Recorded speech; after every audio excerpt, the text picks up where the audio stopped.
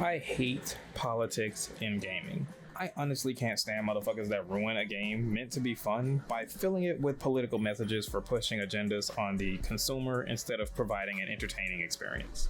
I'm not very sure when the narrative switched from being a competitive environment in the industry where there were games being released left and right, even some based on movies and other sorts of media, to now where the main narrative is making a game that can continue to produce as much revenue as possible, aka unfinished, barely polished games filled with microtransactions and a free-to-play model. Hell, some games actually have a full $70 price tag on them instead of a free-to-play model and still bombard you with microtransactions.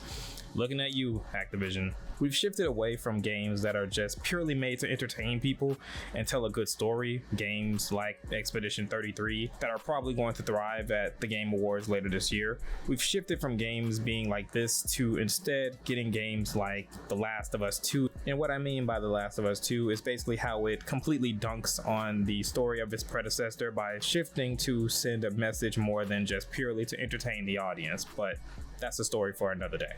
Let's just say it how it is, bro. The real world sucks sometimes. There's jobs, bills, taxes, manipulative political jargon with our governments, inflation, tariffs, wars, and everything in between. We all want to take a break from it sometimes. So much so that we dive into music, TV shows, movies, sports, online videos like this one, gaming, and all other sorts of forms, whether it be like gambling or other sorts. Sometimes the most innocent one is usually your console or your PC at home just running a video game you enjoy. Now these areas of entertainment are just being ruined by constant political pressure, whether it be through articles judging how women are portrayed or lack of diversity or too much diversity to cause woke suspicions. It's like the people in charge don't seem to notice that when you force a message on people and they can clearly tell that it's a message that they weren't looking for, you're ruining the entertainment portion of the product, which may also push them in the opposite direction because now they're being fed something they weren't looking to be fed when they were coming to a place for entertainment. Then they may turn annoyed by it, ignore all the good aspects of the game, and speak up on places like Twitter, Metacritic, Steam reviews, etc., just to bash your game if it's that bothersome to them. Imagine walking into a bar just to find out they're only serving water in plastic cups, but you're there to get some alcoholic beverages, obviously. Place looks nice though, and the decorations are spot on of a typical bar with good quality you'd expect, but the alcoholic bottles you see on shelves are just there for decorations. Pool tables replaced with a book reading area with a Bible sitting nearby or something. No smoking. Kids still aren't allowed inside, but they're oddly playing toddler-like cartoons instead of sports or a band playing or a comedian to entertain people and make them laugh. Your expectations of the place would definitely have you odded out, and I imagine you would leave, as I imagine people who go to bars don't go there for only water, reading, and kid cartoons. This is exactly how I feel with certain games where developers are good at making games look fancy with new graphics and trailer cinematics, but once players get their hands on them to find out what's really inside, that's when the disappointment sets in. I think Mind's Eye should be an example of this, the so-called GTA killer that failed expectations greatly. It might go down in history as the worst game of 2025. Just saying. But back onto the main topic here, politics just feel like they're in a very foreign place when they enter these sorts of forms of media, when they're not satirical anyway. I love hilarious satirical messaging in media. I like when media makes fun of political things in entertaining ways that don't sacrifice just that, the entertaining factor. If people are realizing they are looking at an agenda message, but it's in a satirical fashion and is actually funny and provides that entertainment itch that the audience is looking for, then I don't really have a problem with it. I do have a problem when the first mission that is usually to entertain is tossed in the garbage and the main thing that's in the front now is sending a message, pushing your narrative onto a bunch of people who may not be looking for it. They just want to be entertained. Instead now they're having a reconstructed lecture from a politician or activist in a place where they were just hoping to get a break from all of that and just unwind. Not everybody out there is an activist and wants to be dealing with the world's problems 24/7.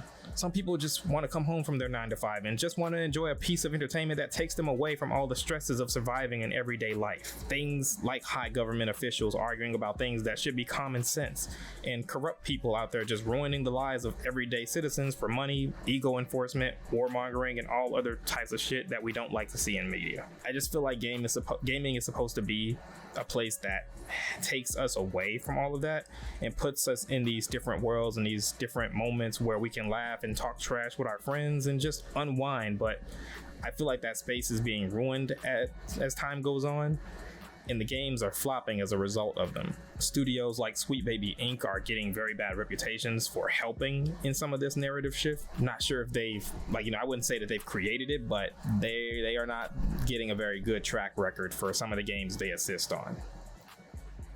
I'm just gonna say that I honestly don't feel like they're needed, and that game developers should hire good or decent writers of their own and make a game they are passionate about. If you try to impress everyone, you sadly end up impressing no one.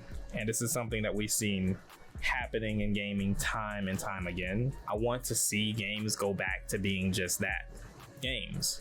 Something that we're all passionate about playing, not something that we're, talking shit about before it even drops. It sucked to see Assassin's Creed Shadows surrounded by so much hate when it first came out, because the thing is, when it actually dropped, it wasn't that bad of a game. But there are some people, they saw Black Samurai, they immediately thought this was another woke, diversity inclusion shit going on and whatever the fuck, when it probably wasn't even really that. And that's the thing, not every game that has a person of color as the protagonist or a good supporting character is a diversity, inclusion, whatever woke narrative shit people are trying to throw out nowadays. It's not always that. There are times when it is there. I guess some can argue that Bethesda's game, what was that space game called? Man, goddamn, it's been a while since I played it. Starfield or something.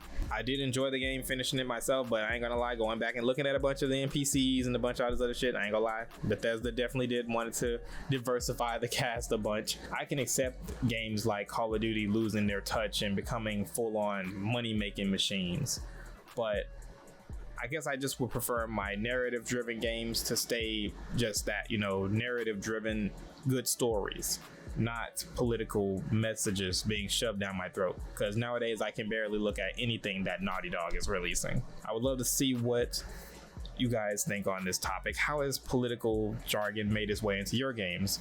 Are there any games that you've been turned off by because of certain messages that you've noticed? Or are you just fine with everything, how it's going? I would really love to know what you guys think down below. With that being said, I'm gonna shut up before I start rambling on too much, and I'll catch you guys in the next video. Take care of yourselves.